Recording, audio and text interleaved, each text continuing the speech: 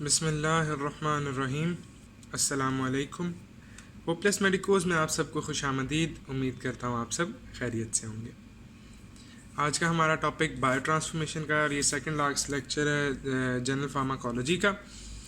आज हम phase 1 reactions करेंगे एंड कल phase 2 and will be done. और नेक्स्ट वीक से इंशाल्लाह हमने ऑटोनॉमिक नर्वस सिस्टम स्टार्ट करना है। अगर आपने अभी तक चैनल को सब्सक्राइब नहीं किया तो सब्सक्राइब कर दें और बेल का आइकन दबाना ना भूलिएगा ताकि जो लेक्चर्स आने हैं उनका नोटिफिकेशन आपको मिल जाए।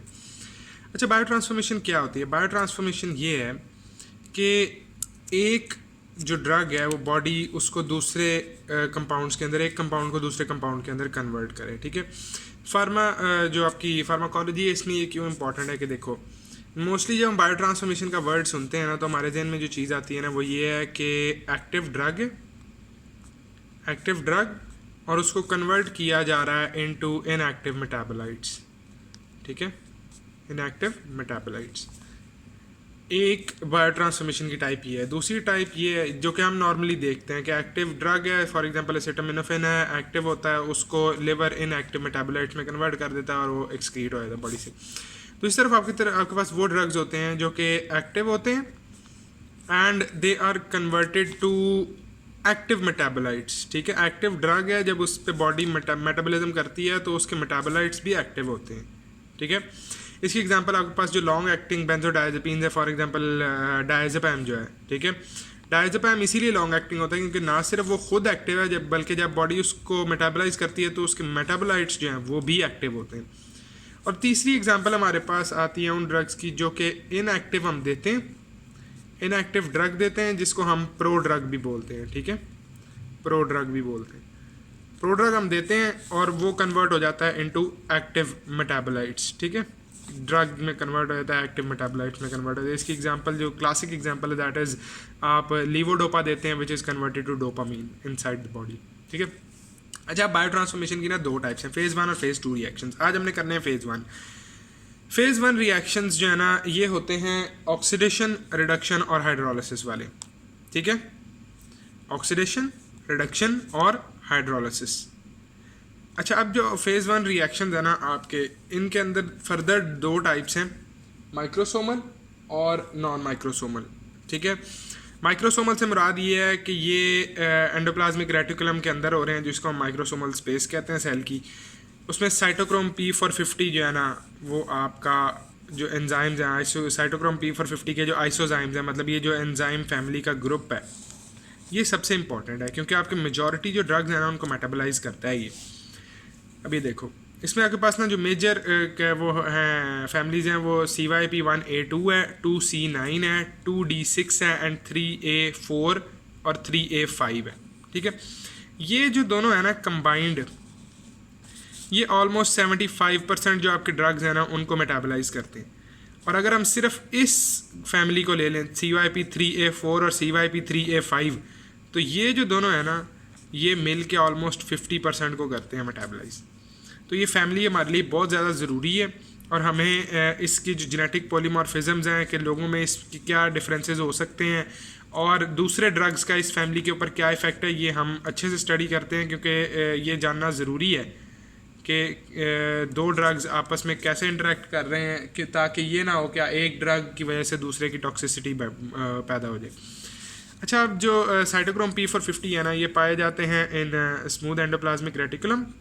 ठीक है, इनको ना एक एब्सोल्यूट नेसेसिटी होती है ऑक्सीजन और NADPH की। इन दोनों में से कोई एक भी नहीं होगा ना तो ये एंजाइम्स फंक्शन नहीं करते। और ये मेजर जो है ये लिवर के सेल्स के अंदर पाए जाते हैं। ठीक है, मेजॉरिटी, कुछ GIT लंग्स और किडनीज के सेल्स के अंदर भी पाए जाते हैं साइटोक्रोम P450 एंजाइम्स। ठीक है, लिवर जो है बेसिक साइट ऑफ मेटाबॉलिज्म है वाया साइटोक्रोम P450। ठीक है, फेज़ 1 रिएक्शंस। अब इसमें हमारे पास ना तीन तरह की चीज़ें आ जाती हैं। जेनेटिक पॉलीमॉर्फिज्म हो सकता है। जेनेटिक पॉलीमॉर्फिज्म ये होता है कि डिफरेंट इंडिविजुअल्स के अंदर ना डिफरेंट जो इंडिविजुअल्स होते हैं, डिफरेंट लोगों के अंदर इन एंजाइम्स की प्रोडक्शन जो है वो डिफरेंट लेवल्स पे होती है। अगर किसी के अंदर कम प्रोड्यूस हो रहे हैं अगर किसी के अंदर कम प्रोड्यूस हो रहे हैं P450 एंजाइम्स, तो इसका मतलब ये है कि वो ड्रग्स को जल्दी मेटाबलाइज नहीं कर सकता, ठीक है। और आप अगर उसको नॉर्मल बंदे वाली डोज दे दोगे तो वो टॉक्सिक हो सकती है उस बंदे के लिए। ऑन द अदर हैंड कोई बंदा ऐसा है जो कि जिसके अंदर ये ज़्यादा प्रोड्यूस हो रहे हैं, ठीक है, जेनेटिकली, तो उसको आप अगर नॉर्मल वाली डोज दोगे तो वो नॉर्मल वाली डोज जल्दी से मेटाबलाइज हो जाएगी और एक्सक्रीट हो जाएगी, जिसकी वजह से उसके अंदर इफेक्ट, जो थेरेपेटिक इफेक्ट है, वो नहीं प्रोड्यूस हो सकेगा। सिर्फ 2 क्लासेस हैं इसमें, एक ये जो CYP 2C और 2C9 और 2D6 जो है, ठीक है, जो 2 वाली क्लासेस है ना, ये दोनों शो करती हैं जेनेटिक पॉलीमॉर्फिज्म, ये दोनों नहीं शो करती, ठीक है। अच्छा, अब हम आ जाते हैं एंजाइम इंड्यूसर्स पे। एंजाइम इंड्यूसर ना ऐसे सब्सटेंसेस हैं जो कि अगर पेशेंट ले रहा है ना, तो उसके अंदर साइटोक्रोम P450 का जीन एक्सप्रेशन बढ़ जाता है, ठीक है। जीन एक्सप्रेशन बढ़ने से मुराद ये है कि सेल आपका P450 एंजाइम्स ज़्यादा प्रोड्यूस करने शुरू कर देता है, ठीक है।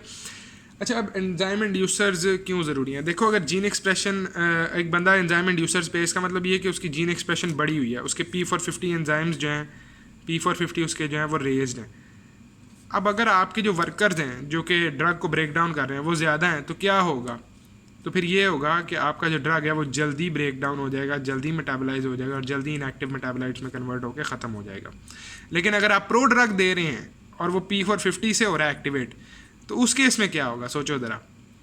उस केस में ये होगा कि प्रो ड्रग जल्दी ब्रेक वो होगा, कन्वर्ट होगा इनटू जो आपका मेटाबोलाइट है, एक्टिव मेटाबोलाइट, और उसकी वजह से प्रो ड्रग का जो इफेक्ट आपने प्रोड्यूस करना था, जो मेटाबोलाइट का इफेक्ट प्रोड्यूस करना था, वो ज़्यादा प्रोड्यूस होता है, ठीक है। अच्छा, अब एंजाइम इंड्यूसर्स हैं कौन से? इसके लिए ना एक निमोनिक देता हूँ मैं आपको। स्मोकिंग एंड ड्रिंकिंग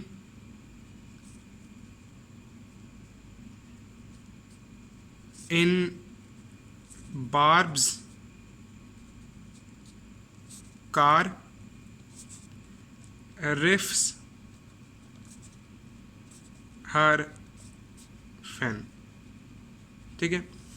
इंड्यूसर्स आपके पास आ जाते हैं। स्मोकिंग है इंड्यूसर, ड्रिंकिंग इंड्यूसर है, बारबिचुरेट्स, ठीक है, जिसके अंदर फिनोबार्बिटॉल वगैरह आ जाएंगे।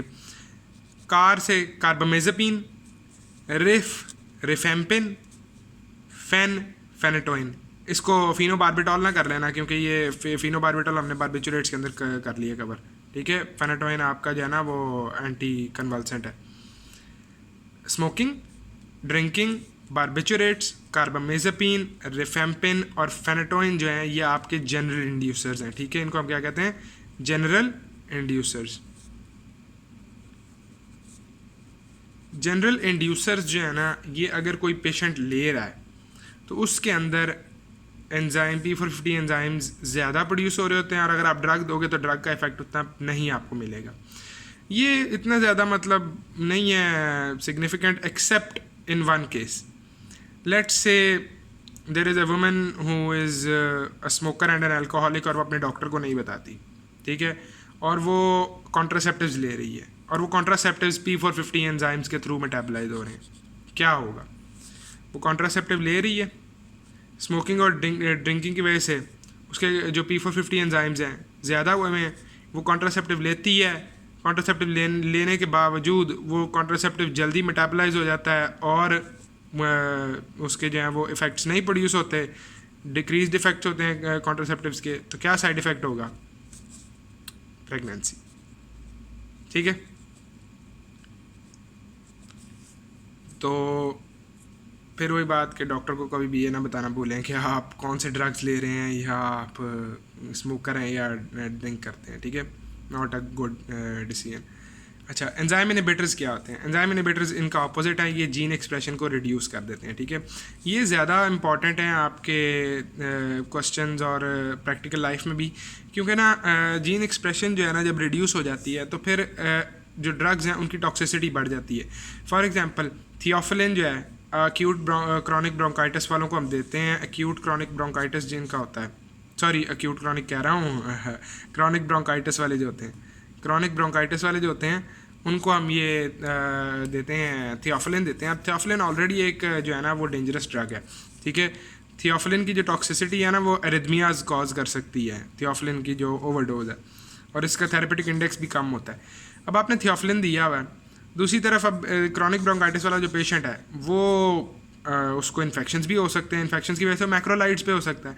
अब मैक्रोलाइड्स पे अगर वो एलेट से एरिथ्रोमाइसिन पे है, एरिथ्रोमाइसिन जो है वो इनहिबिटर है, एक जीन एक्सप्रेशन कम कर देगा, जिसकी वजह से थियोफिलिन का मेटाबॉलिज्म रिड्यूस हो जाएगा। थियोफिलिन का मेटाबॉलिज्म रिड्यूस होगा तो टॉक्सिसिटी बढ़ जाएगी, एरिथमियाज कॉज का हो सकते हैं, ठीक है। अच्छा, जो आपके एंजाइम इनहिबिटर्स हैं ना, इनके लिए आपको मैं जो निमोनिक दूंगा that is Coke plus grep fruit juice and pi, ठीक है, प्लस पाई। कोक से साइमेटाडीन, ओ से सी से साइमेटाडीन हो गया, ओ से ओमेप्राजोल, के से कीटोकानाजोल, ई से एरिथ्रोमाइसिन, ठीक है। जी ग्रेप फ्रूट जूस ऐसे ही ले लो, ठीक है, रख लो क्योंकि ग्रेप फ्रूट जूस एक इनहिबिटर है। और पी से आपके प्रोटीएज इनहिबिटर्स आ जाते हैं जो आपके एवियर ड्रग्स हैं, लाइक रोटानावियर जो हो गए, एवियर्स जो है, ठीक है, ये हमने आगे जाके अभी पढ़ने हैं इंशाल्लाह। साइमेटाडीन, ओमेप्राजोल, कीटोकानाजोल, एरिथ्रोमाइसिन, ग्रेपफ्रूट जूस और प्रोटीएज इनहिबिटर्स, ठीक है। एरिथ्रोमाइसिन जो है, एरिथ्रोमाइसिन के साथ ही ना आपने, एरिथ्रोमाइसिन एक मैक्रोलाइड है, ठीक है, आपने ना इसको मैक्रोलाइड्स की पूरी क्लास ही जो है ना वो इनहिबिटर है, एंजाइम इनहिबिटर है, लेकिन एरिथ्रोमाइसिन के साथ आपने ना एस याद रख लो, 3 जो मेजर मैक्रोलाइड्स हैं, ठीक है, एजिथ्रोमाइसिन, क्लेरिथ्रोमाइसिन, एरिथ्रोमाइसिन, ठीक है। जो आखिर वाले हैं वो सबसे ज़्यादा ड्रग इंट्रैक्शन हैं उनके सबसे ज़्यादा इनहिबिटर हैं। क्लेरिथ्रोमाइसिन उससे कम इनहिबिटर है एरिथ्रोमाइसिन से, एजिथ्रोमाइसिन ना होने के बराबर एक्ट करता है इंट्रैक्ट दूसरे ड्रग्स के साथ, ठीक है। तो सबसे सेफ मैक्रोलाइड एजिथ्रोमाइसिन है, उससे कम सेफ क्लेरिथ्रोमाइसिन है, सबसे कम सेफ एरिथ्रोमाइसिन है। यहाँ पे ना अब आपने क्या करना शुरू करना है कि ड्रग्स के जहाँ नाम आने शुरू होंगे ना, आपने एटलीस्ट दिन में सुबह शाम 2 दफ़ा 5 से 10 ड्रग्स के नाम रिवाइज़ करने हैं, क्योंकि ना नाम रिवाइज़ करने से ये होगा कि आपको वो नाम बैठने शुरू हो जाएंगे दिमाग के अंदर। नाम याद करना ना ज़्यादा मुश्किल काम है, ठीक है। बाकी ऐसा सच इतनी ये कहानी होती है, बन जाती है।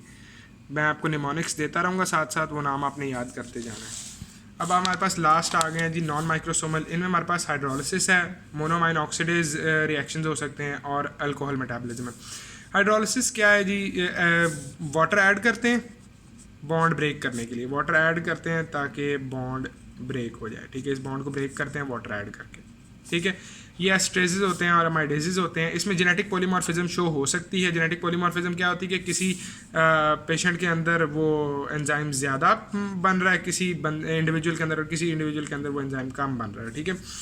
अब यहाँ पे जो जिन लोगों के अंदर कम बन रहा है, ये एस्ट्रेजेस जो है कम बन रहे होते हैं, जेनेटिक पॉलीमॉर्फिज्म होती है, वो सूडोकोलिनेस्ट्रेज की जेनेटिक पॉलीमॉर्फिज्म हो सकती है, ठीक है।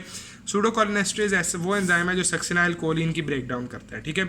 सक्सिनाइल कोलिन एक मसल रिलैक्सेंट है, और ये हमने आगे जाके दोबारा पढ़ना है कि सूडोकोलिनेस्ट्रेज की जो है क्या उसको कहते हैं, डिक्रीज्ड क्वांटिटी अगर प्रोड्यूस हो रही है तो सक्सिनाइल कोलिन जो है उसकी रिएक्टिविटी शो हो सकती है, ठीक है। मोनोमाइन ऑक्सीडेजेस, ये जो है ना आपके जो अमाइड हार्मोन्स हैं उनके न्यूरोट्रांसमीटर्स हैं, सॉरी, उनकी मेटाबॉलिज्म कॉज करते हैं। जैसे डोपामीन हो गया, ठीक है, नॉरेपिनेफ्रिन हो गया, ठीक है, इनकी जो है ना वो करते हैं मेटाबॉलिज्म कॉज करते हैं। और इनकी जो ये मेटाबॉलिज्म कॉज करते हैं ना, इसके अंदर एक चीज़ और ही याद रखनी है, टायरामीन, ठीक है। टायरामीन आपको उसके अंदर फ़िश के अंदर, कुछ टाइप्स ऑफ फ़िश के अंदर, रेड वाइन के अंदर, बियर के अंदर और चीज़ वगैरह के अंदर मिलता है, ठीक है। और ना मोनोमाइन ऑक्सीडेज अगर जेनेटिक पॉलीमॉर्फिज्म इसमें भी पाई जाती है, अगर मोनोमाइन ऑक्सीडेज कम प्रोड्यूस हो रहे हैं तो टायरामीन की टॉक्सिसिटी हो सकती है, ठीक है। और लास्टली अल्कोहल मेटाबॉलिज्म है। अल्कोहल मेटाबॉलिज्म में भी आपको जेनेटिक पॉलीमॉर्फिज्म मिलती है। डिहाइड्रोजिनेसिस जो हैं, डिहाइड्रोजिनेसिस की मदद से ये होता है, डिहाइड्रोजिनेसिस जो है अल्कोहल को मेटाबोलाइज करते हैं, ठीक है। और अल्कोहल की मेटाबॉलिज्म जो है वो रिड्यूस हो सकती है कुछ इंडिविजुअल्स में, और कुछ जो है बहुत ज़्यादा इसको मेटाबलाइज जल्दी कर लेते हैं। ठीक है, ये आज का लेक्चर था। कल हमने फेज़ 2 रिएक्शंस करने हैं and then will move on to autonomic nervous system. अगर आपने अभी तक चैनल को सब्सक्राइब नहीं किया तो सब्सक्राइब कर दें और बेल का आइकन दबा दें, एंड इंशाल्लाह नेक्स्ट वीडियो मुलाकात होती है। अस्सलाम वालेकुम।